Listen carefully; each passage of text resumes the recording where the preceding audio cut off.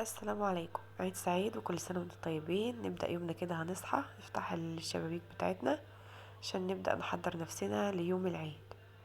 صحينا كده ولبسنا لبس العيد بتاعتنا، وبنستعد عشان ننزل نروح صلاة العيد.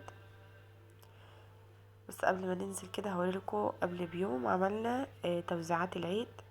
جبنا كوبايات كده، دي اللي هي الورق اللي بتحط فيها الشاي والحاجات كده في الكافيهات، وهنقطع كده بالمقص من فوق ونحط فيها بقى اي حاجة انت عايزاها للاطفال، شوكولاتة، بلالين، مصاصات. ممكن تحطي كمان العيدية بتاعتهم فلوس، تحطيها كده زي ما تحبي. حطي فيها اي حاجة بقى، ممكن تعملي بس كده عشان توزعي كده وانت في صلاة العيد على الاطفال واللي بيجيلك في البيت. ممكن تحطي بقى العيدية فيها كمان كده وتقفليها، واللي احنا قصيناها مش بنرميها، بنحطها تاني كده وندبسها، تشتري منها الكوباية كده بتبقى كأنها شنطة. وخلصنا الكمية كلها كده بتاعتنا وحطيناها بقى على جنب عشان نوزع منها كده واحنا بنصلي، او الاطفال اللي تجيلنا في البيت نديلهم كل واحد شنطة كده وشكلها جميل وشيك.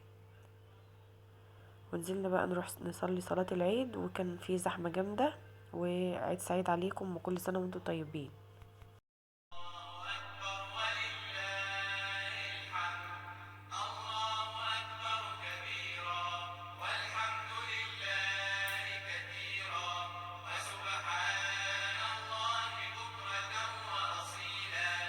لا إله إلا الله وحده، صدق وعده، ونصر عبده، وأعز جنده، وهزم الأحزاب وحده. لا إله إلا الله، ولا نعبد إلا إياه. خلصنا صلاة العيد ونرجع بقى البيت، طبعا مروقين ومنضفين ومجهزين بقى البيت استعدادا للعيد. بقى لنا كام يوم طبعا. وبعد الصلاة نرجع بقى نحضر ل طبق الكحك بقى والحاجات والضيافة بتاعتنا اللي هنقدمها للضيوف. هنجيب طبق الكحك بتاعنا كده ونحط فيه بقى الكحك والبسكوت والبيتي فور اللي احنا عاملينه او اللي احنا شاريينه الموجود متوفر عندنا. هنحطه كده في الشيالة بتاع الكحك، ونحط طبعا الشوكولاتات، ونستعد بقى نقضي بقى اليوم بتاعنا كله.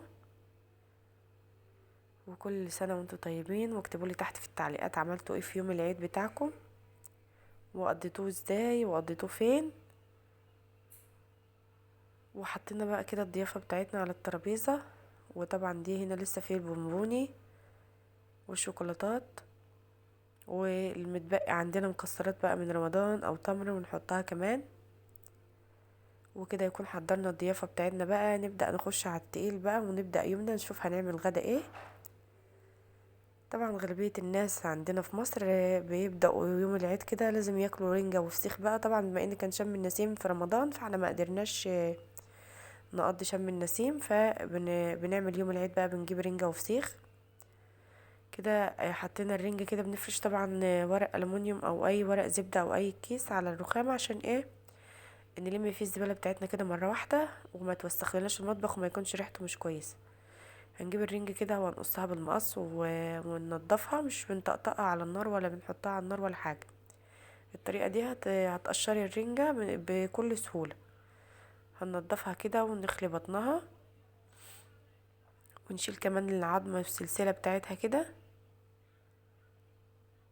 ومن فوق خالص من مكان ما قصينا الراس بنشد كده اللحم بيطلع معانا بكل سهولة. وزي ما انت شايفة كده لحد ما خلصنا كل الكمية بتاعتنا الموجودة معانا قطعناها بقى. نعمل شوية سلطة وهنعمل شوية نسيبهم كده على جنب في طبق للي بيحب كده واللي بيحب كده. حطينا الرنجة عليها بصل وفلفل وخل وطحينة وعصرة كمان ليمونة، ونقلبهم كلهم كده مع بعض. يبقى كده عملنا سلطة رنجة. وفي رنجة بقى حطيناها في الاطباق كده سليمة كده اللي بيحبش السلطة. وعملنا طحينة والبطاطس والطماطم والخس والحاجات بتاعتنا. دي سفرة الرنجة. نشوف بقى سفرة الفسيخ. في ناس بتحب الفسيخ وفي ناس بتحب الرنجة، فاللي بيحبوا الرنجة حطيناها في جنب، واللي بيحبوا الفسيخ في جنب، وكله مع بعض. واللي عايز ياكل من ده ياكل واللي عايز ياكل من ده ياكل. وكمان قطعنا خيار وجبنا الفسيخ كده فتحناه. وكمان ما ننساش البصل، اهم حاجة في الرنجة والفسيخ تاكل البصل كتير علشان ايه، لو في ميكروب كده ولا كده البصل يقتله على طول. ودي كانت سفرتنا بعد ما جينا من صلاة العيد. نشوف هنروح فين بقى باقي اليوم. خرجنا كده هنروح بقى الهرم ونروح حديقة الحيوان، نقضي باقي اليوم ونغير جو ونفسح الولاد. وعيد سعيد عليكم وكل سنة وانتم طيبين. هاخدكم جولة معانا كده في حديقة الحيوان والهرم، ان شاء الله الفيديو يعجبكم وتستمتعوا معانا. ما تنسوش تحطوا لي لايك وتشتركوا في القناة وتفعلوا زر الجرس عشان يوصل لكم اشعار بكل الفيديوهات الجديدة. وهنا بقى الحديقة كان فيها زحمة ناس كتير، وطبعا الحيوانات وكده. زي ما احنا شايفين الزحمة كده على كل مكان. الناس ما بتصدق بقى خلاص يعني العيد يجي وطول شهر رمضان بقى عشان يخرجوا. بس يعني هو استراحة هتبقى يوم او 2 كده، يومين العيد دول، وهنرجع بقى نتحبس تاني ونذاكر تاني عشان عندنا امتحانات.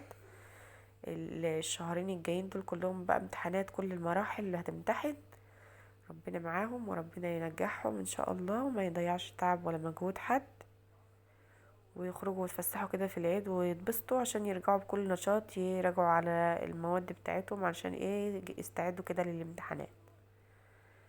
ودي جولة كده في الحديقة زي ما شفتوا فيها ناس في كل مكان. طبعا الناس ما بتصدق كلها تخرج، والحديقة الحيوان كمان مش غالية، رخيصة وممتعة كده، والواحد يخرج ويغير جو للولاد علشان يرجعوا كده بكل نشاط، يذاكروا تاني ويستعدوا للامتحانات. زي ما شايفين كده دي مش عارفة اسمها ايه، لا دي مش عارفة دي غزالة ولا اسمها ايه. المهم كان في كمان ناس بترسم وفي كل حاجة بقى. انتوا عارفين حديقة الحيوانات حيوانات، واللي بيرسم واللي كده واللي كده، والزحمة في كل مكان بقى، واللي جايب اكل معاه بياكلوا، والفسيخ وده وده وغيره. خلصنا بقى حديقة الحيوان نروح بقى على الهرم. دي تذكرة دخول الهرم زي ما شايفين كده، صورتها لكم. ونروح بقى الهرم كمان نغير جو ونتمشى شوية. طبعا كان في سياح غير ان المصريين رايحين يتفرجوا ويخرجوا ويغيروا جو، واللي عايز يركب جمال واللي عايز يركب حصنة وكده.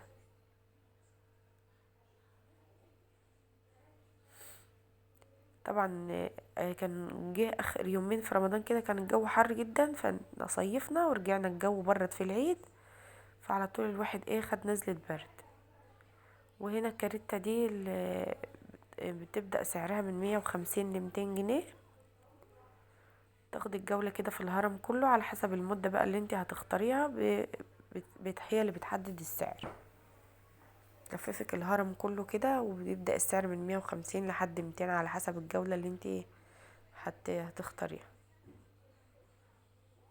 زي ما انتوا شايفين كده.